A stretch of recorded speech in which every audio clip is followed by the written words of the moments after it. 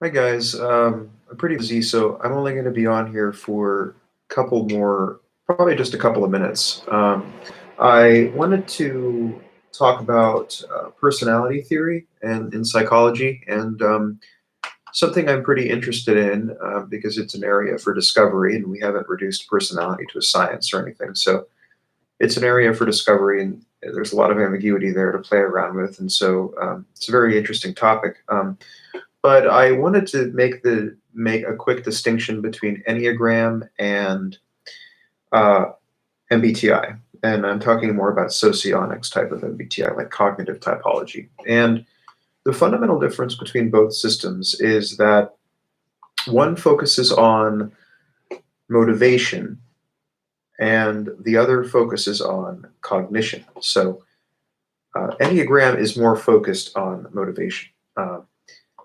What fundamental emotion drives an individual and what fundamental purposive purpose or motivation drives an individual. What is their fundamental motivational drives? So the Enneagram is a it's a 9 point system, and there are 9 separate codified types, each being defined by a primary emotion or motivation, and then a specific basic purpose or impulse, existential purpose. Your type 1 is your perfectionist. I believe this type would be driven by, so it's like, I think the primary emotions in Enneagram are fear, shame, and let's see.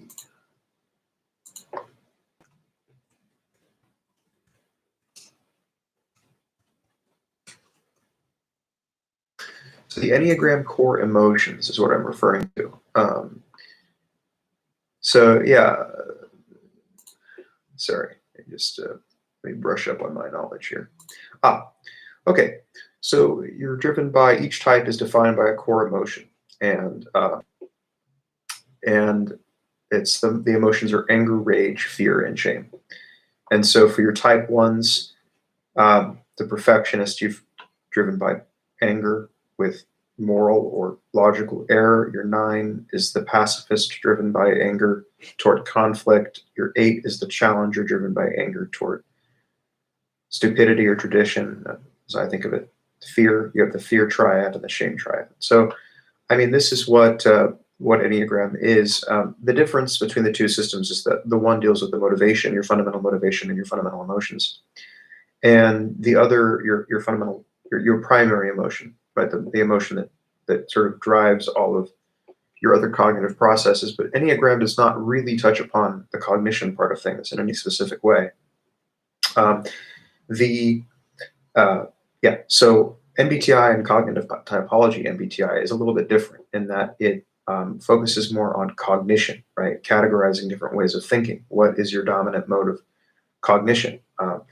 So it doesn't as much focus on the motivation or the values part of it, like Enneagram does, but it gets more into how you think. So the systems ideally should be combined into one metric by which one, identifies their personality in online, typology communities, forums, and in groups.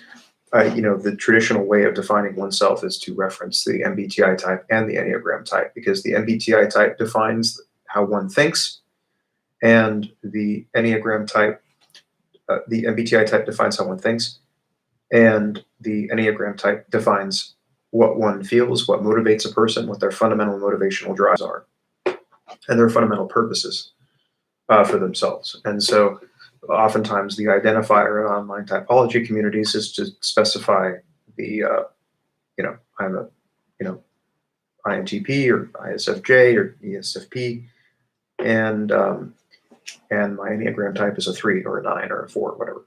And that's the typical way of identifying oneself. Big 5 becomes a bit more complicated and ultimately becomes more of a,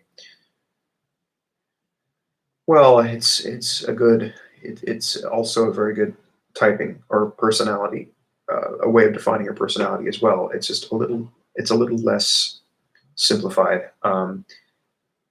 although it's not very complex either. It's just that it's different there isn't an identifier associated with a particular type. So you don't have types with the big five. You don't have 5 types. You have 5 core emotions or qualities, and it's while Enneagram is binary and MBTI is binary, and operates on a kind of categorical exclusivity.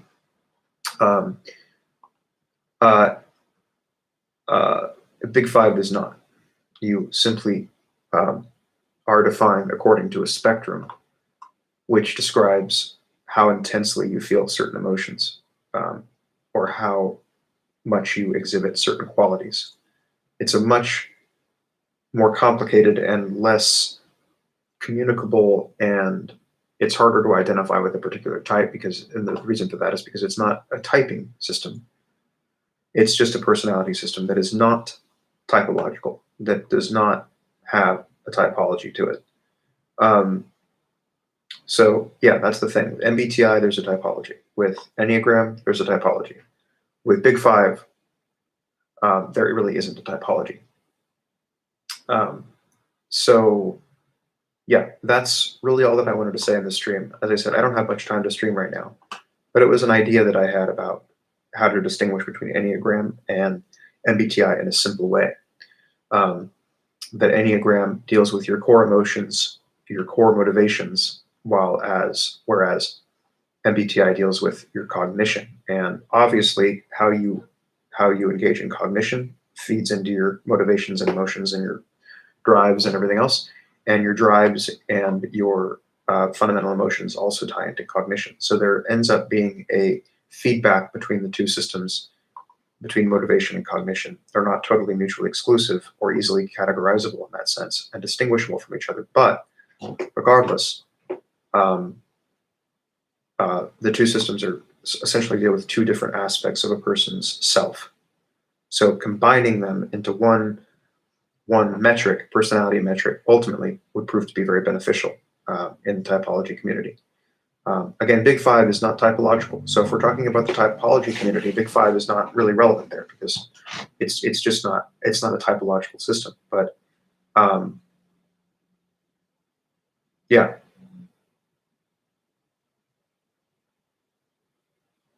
So in any case, I would encourage you to do more. If you're interested in personality theory, I would very much encourage you to do further research into the Enneagram, what you would identify as within that system, and your MBTI type. I think they're both useful for what they are, assuming that both of them are valid. And there's an epistemology consideration there that you'd have to go through to determine whether or not you'd apply the system based on your estimation of its validity. But regardless, it's something to take into consideration. Right? Yeah, it's always nice to be able to distinguish things in a simple way like that. So Enneagram, motivation, MBTI, cognition, or cognitive typology, cognition.